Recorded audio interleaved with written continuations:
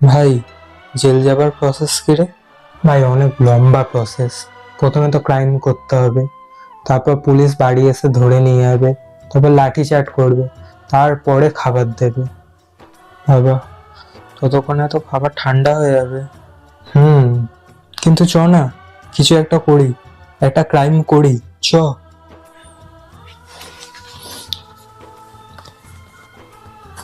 Hello ভাই, চিনতে পারলি?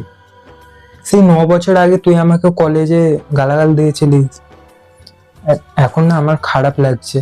আমি না তোকে মারতে আসছি। প্লিজ, তুই একটু তোর অ্যাড্রেসটা পাঠাবি রে আমার। ভাই, সরি বলে দিল। সরি বলে দিল।